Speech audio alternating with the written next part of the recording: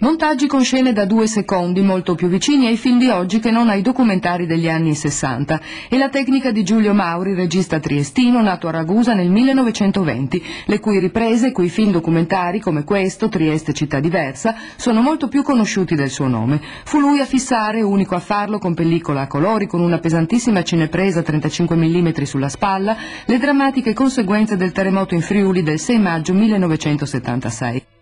A 25 anni dalla sua scomparsa, le sue immagini rimangono una tra le testimonianze più toccanti della catastrofe naturale che stravolse la nostra regione. Un impegno, il suo, profuso anche nei lavori dedicati ai problemi sociali. Lo vediamo in questa foto durante le riprese del documentario Lasciatemi almeno giocare, che trattava il drammatico problema dei Berfotrofi, istituti in cui venivano ricoverati e allevati bambini abbandonati.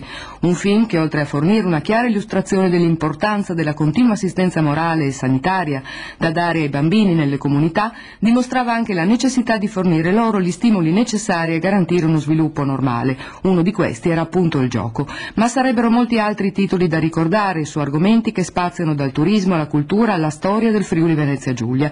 Uno per tutti, Dietro le spiagge sopra le colline del 1976, un viaggio tra i borghi medievali e i castelli del Friuli dei giorni che precedettero il terremoto, luoghi alcuni che rimangono oggi solo nelle sue immagini. Molto attivo tra la metà degli anni 50 e la fine degli anni 70, fondò assieme a Valeria Bombaci, sua compagna nel lavoro e nella vita, il Centro di Cinematografia Sociale, realtà nata come iniziativa privata e successivamente sovvenzionata dal governo militare alleato.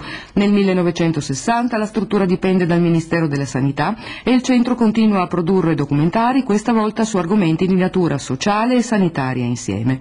Passato alla regione alla fine degli anni 60, il centro continuò la sua attività, ampliandola a temi di interesse politico e istituzionale, e Mauri, abbandonata la cinepresa per la telecamera, diede vita all'attuale centro di produzione televisiva della regione di oggi. Una trasformazione che però Giulio Mauri iniziò ma non riuscì a vedere conclusa.